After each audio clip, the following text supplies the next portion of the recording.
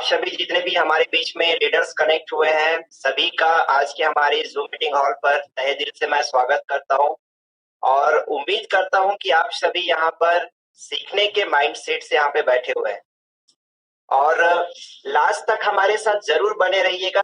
ये कोई मूवी नहीं है जिसमें हल्का-सा हमें बोर लगे और हम उठ कर चले गए, अरे यार! मज़ा नहीं आ रहा है। यहाँ पर अगर आप करियर दिए हैं, यहाँ पर अगर आप अपना समय दे रहे हैं, अपने सपनों को देख पा रहे हैं इस प्लेटफ़ॉर्म के माध्यम से, तो ज़रूरी है यहाँ की चीज़ों को जानना समझना। चूँकि हम लोग प्रोडक्ट बेस्ड कंपनी में काम कर रहे हैं, तो हमारे पास प्रोडक्ट का प्रॉपर नॉलेज होना बहुत ज़रूरी है। अगर आपके पास नॉलेज नहीं है, तो लोगों को बेचेंगे क्या? आप जाकर डेफ़िनेटली हवा बेच के आ रहे हैं, प्रोडक्ट नहीं। क्योंकि आप मार्केट खराब करने पे लगे हुए हैं। और वही अगर आप प्रॉपर वे में इसको अगर आप लोगों को रेफर कराते हैं, वहां से रिजल्ट आता है, तो देखना आप एक बार मेहनत करोगे, मार्केट में लोग इसका रिजल्ट देखने के बाद बार बार आपके पास एक चुंबक और लोहे का जैसे कनेक्टिविटी होता है कि लोहे के पास जब चुंबक आता है संपर्क में, तो वो ऑटोमेटिकली उसकी तरफ खींचे चले आता है। उसी तरीके से ये प्रोडक्ट का रिजल्ट काम करता है, लेकिन इसके लिए आपको काम कराने के लायक बनना पड़ेगा, अपने नॉलेज को अपडेट करना पड़ेगा। मेरा नाम किशोर कुमार साहू है। मैं प्रॉपर बलौदा बाजार छत्तीसगढ़ से बिलोंग करता हूँ और बाय प्रोफेशन मैकेनिकल इंजीनियर था, बट अभी मैं as a full time network industry को समय दे पा रहा हूँ और तकरीबन मुझे यहाँ पर धनवंतरी बायोसाइंस में 2 साल हो चुका है। लॉकडाउन जब स्टार्ट हुआ था उसी समय मेरा यहाँ पे आईडी साइन अप हुआ था और कंटिन्यू मैं अपना प्रोसेस जो है यहाँ के हेल्थ केयर प्रोडक्ट में सीखने में ज्यादा फोकस रहा मेरा। टीम बिल्ड भी किए, काफी अच्छा नेटवर्क अलग अलग स्टेट में जा चुका है। अब एक ही फंडा है यहाँ का कि जितना सीखोगे उतना पैसा कमाओगे। ये चीजें मैंने प्रैक्टिकली करके देखा और उन चीजों का फायदा ले पाया और वही चीजें आज मैं आप लोगों के बीच में डिस्कस करने के लिए यहाँ पर प्रेजेंट हुआ हूँ। और इन 2 साल के बीते दरमियान में जो चीजें मैंने सीखा और सीखे हुए चीजों से मैंने जो बेनिफिट ले पाया, वही आज आप लोगों के बीच में मैं शेयर करने जा रहा हूँ। मैं पहले आप लोगों को ये क्लियर कर देना चाहता हूँ कि मैं कोई डॉक्टर नहीं हूँ और न ही मैं किसी चीज का गारंटी दे सकता हूँ। बशर्ते कि जो चीजें हमें हमारी कंपनी के माध्यम से ट्रेनिंग मिला, उन चीजों को हम लोगों ने अप्लाई किए फील्ड में, लोगों को रिफर कराएं और जो रिजल्ट आया, दोनों बहुत बेहतरीन मैच किया, तब जाकर यही चीजें कॉन्फिडेंटली आज आप लोगों के बीच में बोलने के लायक मैं हो पाया और वही चीजें आज आप लोगों के बीच में मैं शेयर करने जा रहा हूँ। तो ज्यादा समय ना लेते हुए हम लोग डायरेक्टली हमारे इस स्लाइड की तरफ हम लोग चलते हैं। Now come to the point. हम लोग जिस प्लेटफॉर्म से बिलोंग करते हैं आप सभी को पता है और हम सभी इस प्लेटफॉर्म का हिस्सा है, धनवंतरी बायोसाइंस। और इस धनवंतरी बायोसाइंस का जो मिशन है, अभियान है, वो है बीमारी और बेरोजगारी मुक्त भारत। और ये वाकई में इस इंडस्ट्री में ये जो अभियान, ये जो स्लोगन दिया गया है, रियल में लगता है कि ये कंपनी जो बोलता है वो दिखा भी पा रहा है यहाँ पर। क्योंकि यहाँ पर बेरोजगारी तो डायरेक्ट सेलिंग इंडस्ट्री में तो ये है, चाहे आप धनवंतरी की बात करें, चाहे इंटायर डायरेक्ट सेलिंग इंडस्ट्री की बात करें, ये तो लोगों को रोजगार देने का काम करता ही है। लेकिन अगर हम बात करें बीमारी को दूर करने का, तो यहाँ के प्रोडक्ट को मैं 2 साल से देख रहा हूँ, 2 साल से लोगों को प्रमोट करा रहा हूँ, रिफर करा रहा हूँ। वाकई में लगता है कि यहाँ पे बीमारी मुक्त भारत कराने में ये धनवंतरी बायोसाइंस के प्रोडक्ट काफी बेहतर तरीके से लोगों को एक बेनिफिट दे पा रहा है। तो इन्हीं चीजों पर हम लोग बात करेंगे। ये हमारे कंपनी के owner mister CMD mister Pranab म्योर सर है।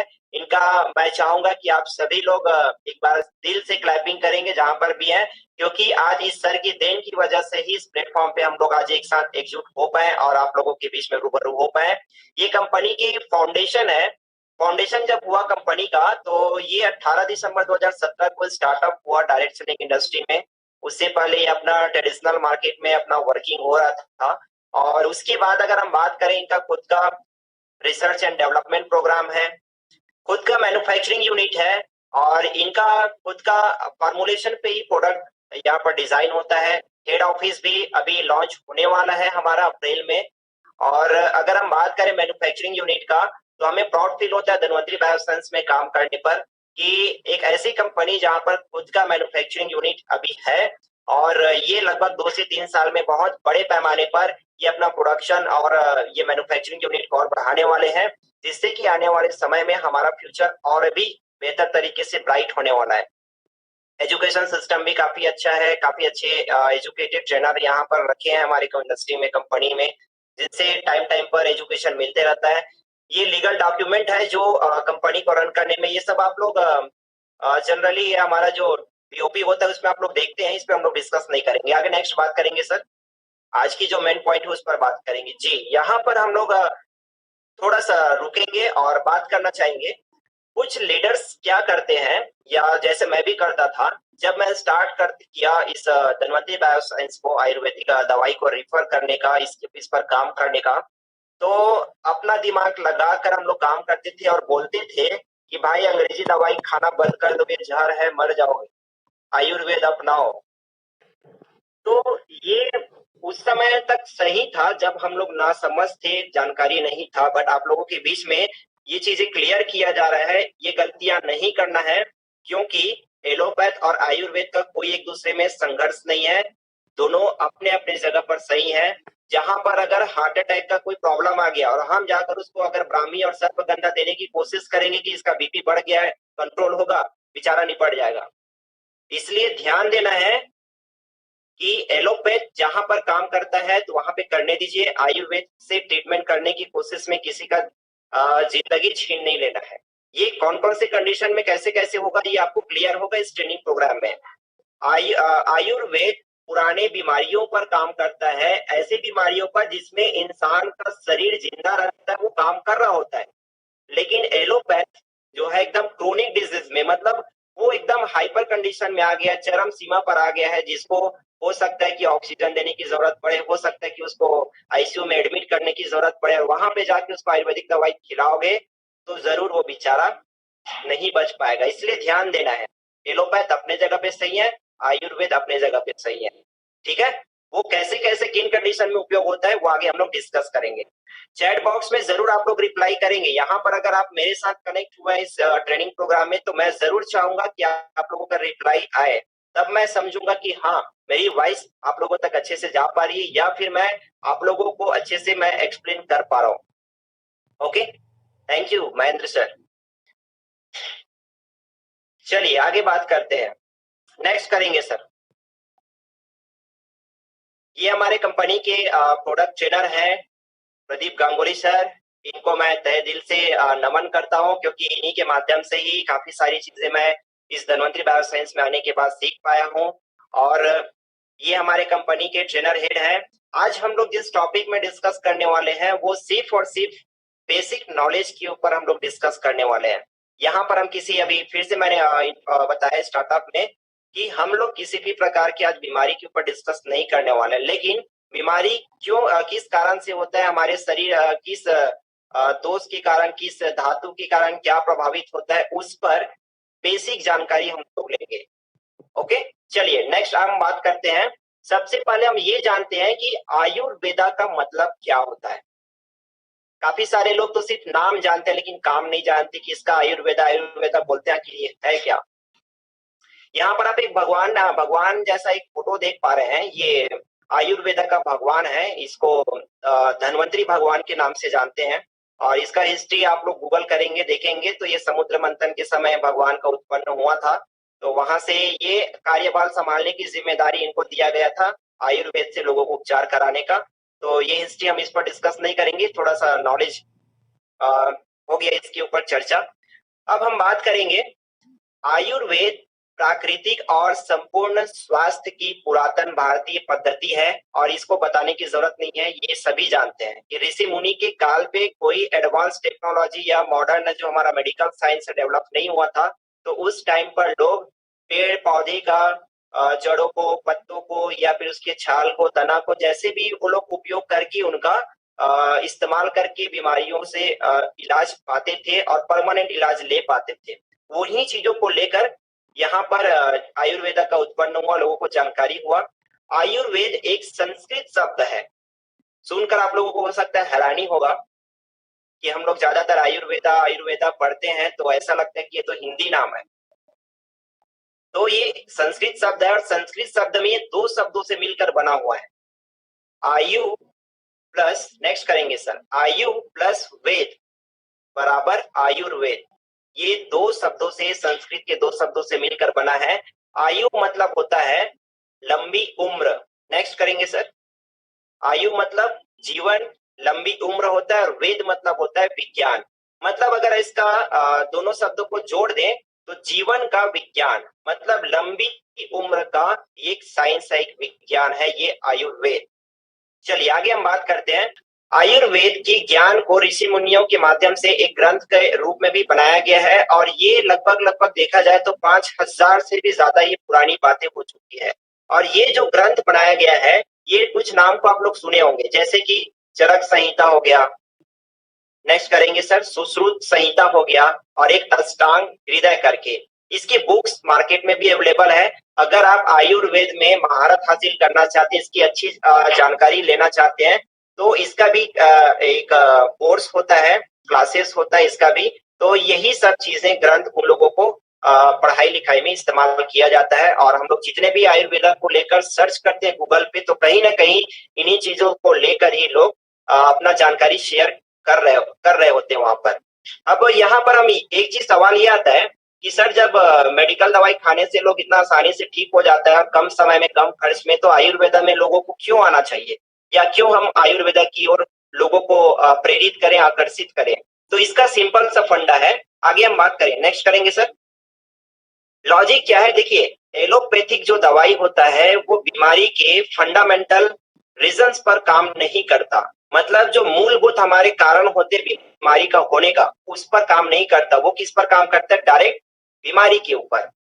और यही कारण है कि बीमारी के ऊपर जब काम करता है तो बीमारी किस कारण से हुआ है उस पर काम नहीं करता, इसलिए बार बार बीमार होते रहता है, वही वही प्रॉब्लम बार बार उनको झेलना पड़ता है, परेशानी का सामना करना पड़ता है। लेकिन आयुर्वेद में क्या होता है, ये बीमारी के फंडामेंटल रीजंस पर, मतलब मूलभूत कारणों के साथ साथ ये कंप्लीट हमारे बीमारियों को ठीक करने के विषय में ये काम करता है। इसलिए लोगों को आयुर्वेद पे आना चाहिए।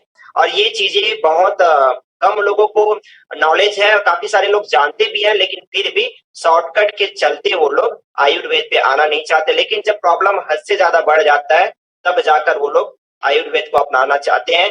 ये मेरा मार्केट का रिव्यू है, क्योंकि हम लोग आज काफी बेहतर लेवल से ये प्रोडक्ट का प्रमोशन हम लोग ऑल ओवर इंडिया लेवल पे कर रहे हैं, वो भी सोशल मीडिया के थ्रू। इसलिए हम लोग देख पा रहे हैं कि आज भी लोग आयुर्वेद पे आना पसंद कर रहे हैं।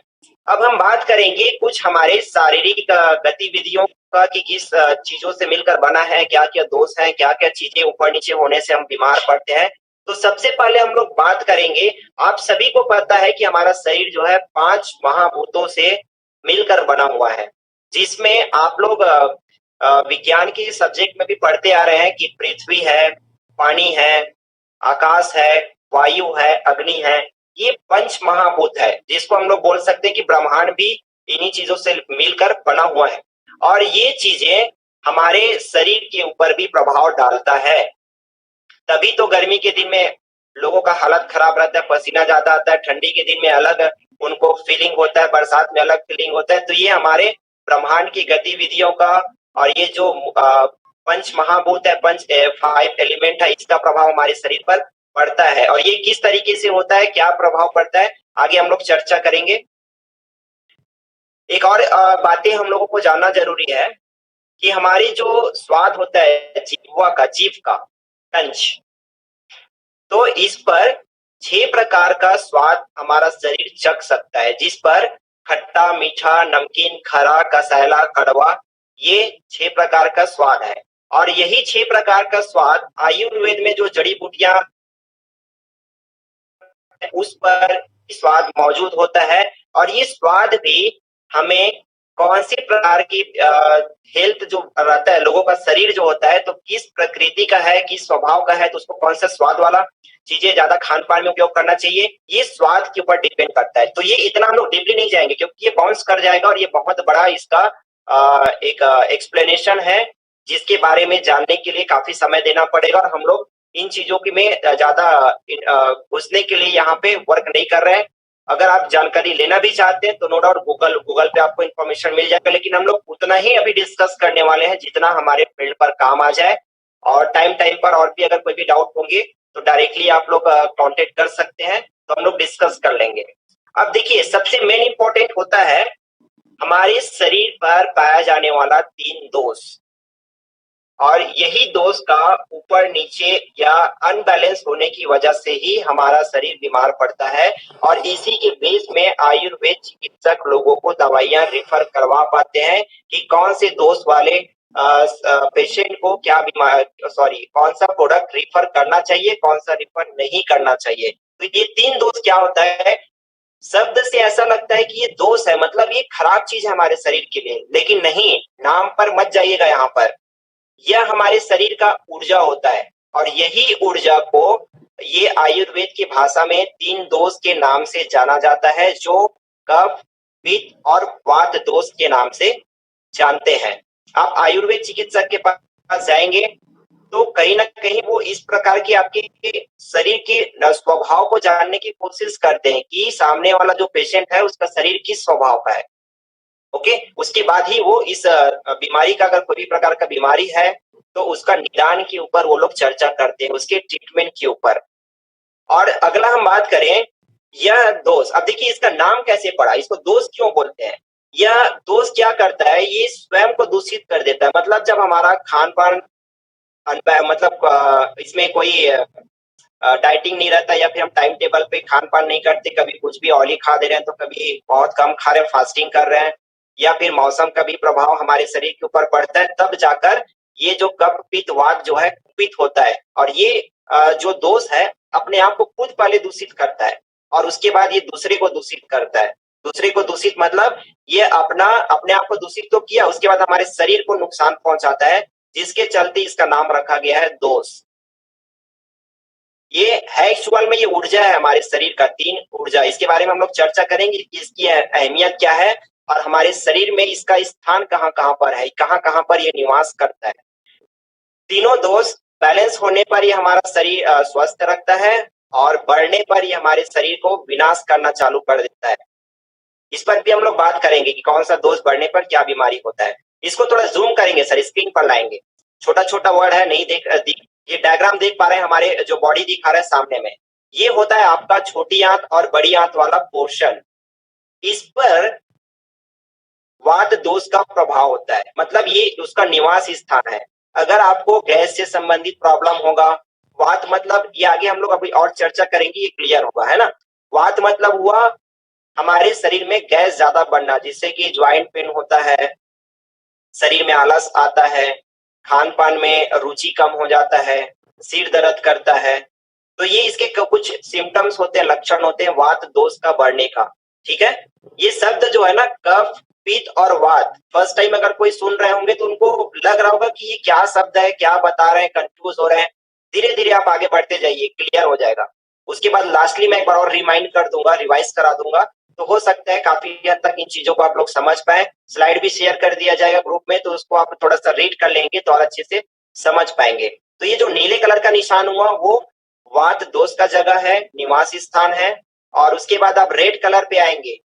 अच्छा, नीले कलर का मतलब क्या हुआ, ये पोर्शन कहाँ पे दिखाया जा रहा है? नाभि के नीचे। ध्यान दीजिएगा, आपका जो नाभि वाला पोर्शन है उसके नीचे वाला भाग, छोटी आंत बड़ी आंत का जहां पे जगह होता है वो वाला। उसके बाद आप जाएंगे रेड कलर में। बीच में जो आपका रेड कलर दिखा रहा है वो है आपका नाभि से लेकर हृदय के बीच में, मतलब आपका जो पेट वाला पोर्शन है वो वाला जो भाग होता है पित्त दोष का होता है। इस पर पित्त दोष कुपित होने से एसिडिटी होना, शरीर में जलन होना, या जो ऑयली त्वचा वाले लोग होते हैं वो भी एक पित्त दोष प्रकृति वाले पहचान है उसका। या बहुत ज्यादा जिसको भूख लगता है उसका पित्त दोष प्रकृति के मनुष्य होते हैं वो।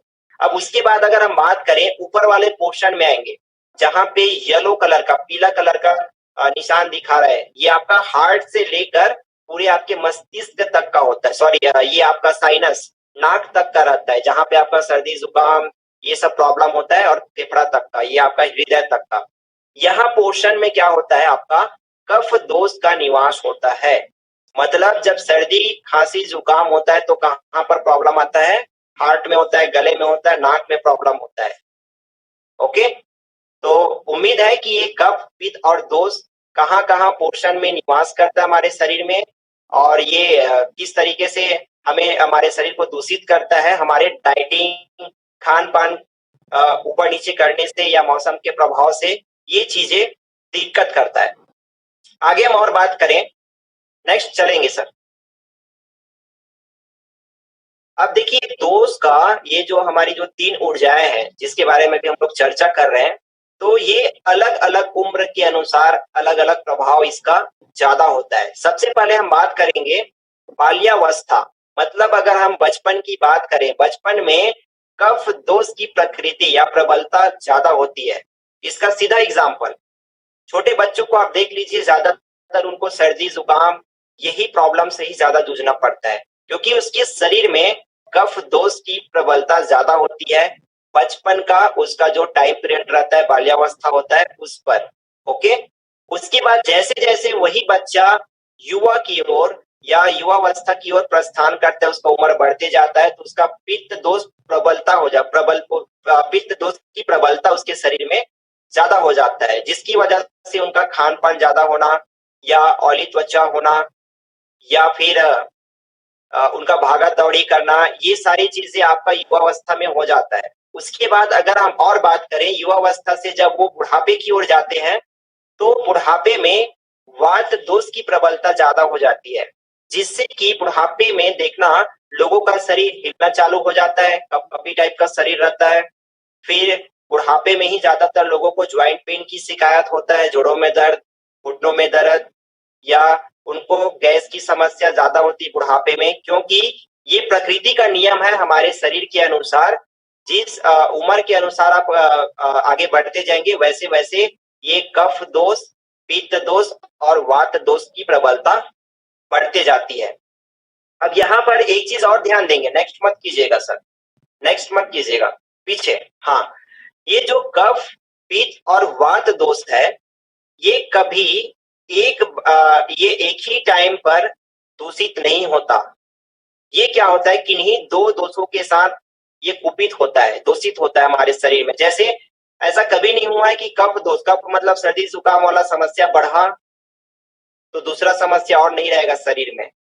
बिल्कुल रहेगा, हमारे पित्त दोष पर प्रभाव पड़ता है। तो इसको आपको जानने की ज़रूरत नहीं है, बस ये सिर्फ़ और सिर्फ़ ये जानकारी के लिए है कि हाँ, ये किस-किस तरीके का क्या होता है। ये टर्मिनोलॉजी जो होता है ना, शब्द जो हो रहा है यहाँ पर उपयोग, उनको जानना ज़रूरी है कि आखिर ये इसका क्या काम होता है, किस तरीके से क्या-क्या हमारे शरीर पे प्रभाव डालता है। तो ये जो दोष होता है, किन्हीं 2 दोषों के साथ, ये तीनों मिलाकर किन्हीं 2 दोषों के साथ एक साथ नज़र आते हैं हमारे शरीर में, और किसी एक दोष की प्रबलता ज़्यादा होती है।